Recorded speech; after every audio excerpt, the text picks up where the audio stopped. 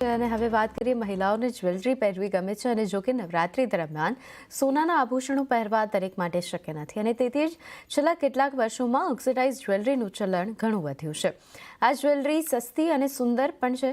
મારા સંવાદદાતા કેતન જોશીએ જાણવાનો પ્રયાસ કર્યો કે નવરાત્રી દરમિયાન આવી જ્વેલરીની આ વખતે કેટલી માંગ છે અને કેટલી ડિમાન્ડ છે। આ બધી જ્વેલરી જુઓ, નેકલેસ, બ્રેસલેટ, કાનની બુટ્ટી, વીંટી, બાજુબંધ, બિંદી નેકલેસ, નાકની વીંટી। આ જ્વેલરી તમને જોવામાં ભલે ખૂબ મોંઘી લાગે પણ આ દરેક ઓક્સિડાઇઝ જ્વેલરી ખરીદી શકે છે। તેથી યુવા પેઢી, ખાસ કરીને મહિલાઓ દરેક નવરાત્રિમાં હવે આવી જ્વેલરી પહેરતી થઈ છે। હું દર વખતે નવી ચણિયાચોળી લઉં છું, પણ આટલા પૈસા હું જ્વેલરીમાં નથી નાખી શકતી કેમ કે બહુ જ અફોર્ડેબલ નથી। પણ જ્યાંથી હું અહીંયા આવું છું, એક નંબર પ્રીમિયમ ઓક્સિડાઇઝ જ્વેલરી હોય છે અને આટલી સારી દેખાવે છે મારા ચણિયાચોળી ઉપર કે મને તો કંઈ ગમી જ જાય છે। સામાન્યથી લઈને premium oxidise, fusion, German silver અને સિલ્વર ડાર્ક જ્વેલરી સંપૂર્ણ વિન્ટેજ લુક આપે છે। જોવામાં આ તમને અસલ સોનાના ઘરેણા જ લાગે, પરંતુ જો આપણને તેની કિંમત વિશે વાત કરીએ તો એક સેટ 150 રૂપિયાથી શરૂ થાય છે અને 1000 રૂપિયા સુધીમાં મળી જાય છે અને એક સેટમાં 5 વસ્તુઓનો સમાવેશ થાય છે। જો ખેલૈયાઓ તેને દરરોજ અલગ અલગ ડિઝાઇનમાં પહેરે તો પણ તે મોંઘું પોસાય તેમ છે। થનગનાટથી નવરાત્રી માટે રાહ જોતા એવા ખેલૈયાઓ માટે આ વખતે special German silver jewellery, premium oxidise jewellery, fusion jewellery, આવી અનેક પ્રકારની ખૂબ જ્વેલરી આ વખતે માર્કેટમાં આવી છે અને છેલ્લા 4-5 વર્ષથી આ જ્વેલરીનો ખૂબ ટ્રેન્ડ વધી રહ્યો છે। આ જ્વેલરી અફોર્ડેબલ હોવા સાથે અને ખૂબ ખેલૈયાઓમાં ઉત્સાહ જગાડે અને ખૂબ ડિફરન્ટ લુક ક્રિએટ કરવા માટે આ જ્વેલરીનો ટ્રેન્ડ ખૂબ વધી રહ્યો છે। નવરાત્રી ઉપરાંત લગ્નમાં પણ મહિલાઓ આ ઝળહળતી અને સસ્તી જ્વેલરી પહેરવાનું શરૂ કરી દીધું છે। કોઈ પણ શણગાર ઘરેણા વગર અધૂરો છે અને એમાં પણ આ પ્રકારના જો ફેન્સી તમને ઘરેણા પહેરવા મળે તો નવરાત્રી માત્ર 9 દિવસની હોવા છતાં પણ આખું વર્ષ યાદગાર રહે છે। કેતન જોશી, અમદાવાદ। તો ખેલૈયાઓ માટે આનંદો હવે નવરાત્રીમાં મોડી રાત સુધી રમી શકાશે ગરબા અને ગુજરાત સરકારે લીધો છે આ મોટો નિર્ણય।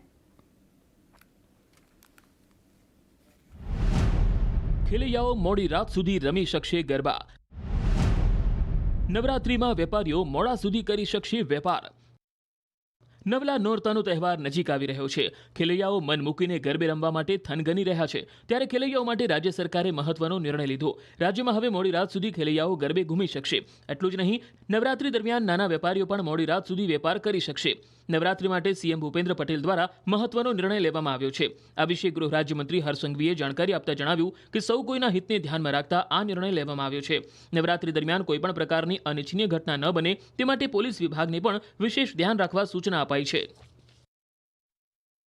મુખ્યમંત્રી શ્રીના માર્ગદર્શનમાં આ બધા જ મધ્યમ વર્ગીય વેપારી, નાના વેપારીઓ, દુકાનોવાળા, રેસ્ટોરન્ટવાળા એનો ધંધો ચાલી શકે તે માટે પોલીસને ખાસ સૂચના આપવામાં આવી છે કે 10 દિવસ થોડો લોડ વધારે લઈને બી રાજ્યના સૌ નાગરિકો ઉત્સાહપૂર્વક નવરાત્રી બનાવી શકે તે માટેની ચિંતા કરવામાં આવે। તો નવરાત્રીને હવે ગણતરીના જ કલાકો બાકી રહ્યા છે અને ત્યારે ચાલુ વર્ષે ખેલૈયાઓનો ઉત્સાહ બેવડાયો છે, કારણ કે રાજ્ય સરકાર દ્વારા મોડી રાત સુધી ગરબા રમવાની છૂટ આપવામાં આવી છે, જેને લઈને ગરબા ખેલૈયાઓમાં ઉત્સાહ જોવા મળ્યો છે। 12 વાગ્યે ગરબા પૂરા થઈ જતા હોવાથી ખેલૈયાઓ નિરાશ થઈ જતા હતા, પરંતુ હવે મોડી રાત સુધી ગરબા રમવાની છૂટ મળતા ખેલૈયાઓમાં ખુશી જોવા મળી રહી છે। ખેલૈયાઓ અંબાજી મંદિરના ચાચર ચોરમાં ઢોલના તાલે ગરબે રમતા જોવા મળ્યા હતા અને સરકારનો આભાર વ્યક્ત કર્યો હતો। ફેવરેટ તહેવાર નવરાત્રી છે, એમાં પણ વર્ષના 9 દિવસ જ આપણને રમવા મળે છે અને આમાં 11 વાગે ચાલુ થાય છે અને 12 વાગે પૂરું થઈ જાય એટલે ખેલૈયાનો મૂડ ઓફ થઈ જાય છે। જે રીતે આ વખતે સરકારે નિર્ણય લીધો છે કે મોડી રાત સુધી ગરબા રમી શકશે, એ નિર્ણયથી અમે બહુ જ ખુશ છીએ અને આ વખતે બધા ખેલૈયા મન મૂકીને નાચી શકશે, તેની બદલ અમે સરકારનો બહુ આભાર માનીએ છીએ। ગરબાનો ટાઈમ મોડા સુધી થઈ ગયો છે। પહેલાં 10:30 થી 12 વાગ્યા સુધી હતું તો બધા થોડા દુઃખી થઈ જતા કે આટલી જલ્દી ચાલુ થઈને આટલા વહેલા પતી ગયું, તો બધાનો ઉત્સાહ થોડો મરી જતો ત્યાં આગળ। પણ હવે કેમ કે સરકારે 10:30 થી વધારે પરવાનગી આપી છે 12 વાગ્યા પછીની, તો અમે બધા બહુ પ્રસન્ન છીએ કે અમને વધારે સમય મળશે અને અમે લોકો વધારે રમી શકશું।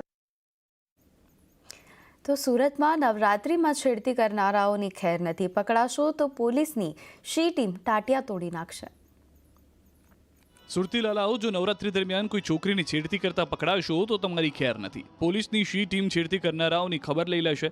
તમને ખબર પણ નહીં હોય અને શી ટીમ તમારી આસપાસ ગરબે રમતી હશે. જી હા, નવરાત્રીમાં કોઈ વ્યક્તિ અસામાજિક પ્રવૃત્તિ ન કરે તે અર્થે સુરત પોલીસની શી ટીમ એલર્ટ છે.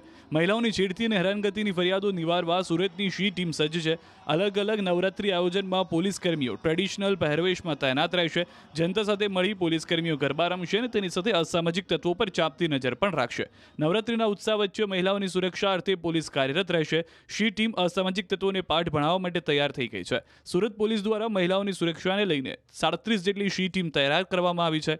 આ ટીમો મહિલાઓ સાથે પુરુષ ટ્રેડિશનલ કપડામાં પણ ગરબાના અલગ અલગ ગ્રાઉન્ડ પર પહોંચી ખેલૈયા બની ગ્રાઉન્ડમાં થતી ગતિવિધિ પર વોચ રાખશે. ગરબા અથવા મહિલાઓ પોતાના ઘરે જવા નીકળશે અને રસ્તામાં પણ આ પ્રકારની કોઈ ઘટના ન બને તે માટે રસ્તામાં પણ પોલીસ પેટ્રોલિંગ ચાલુ રાખશે.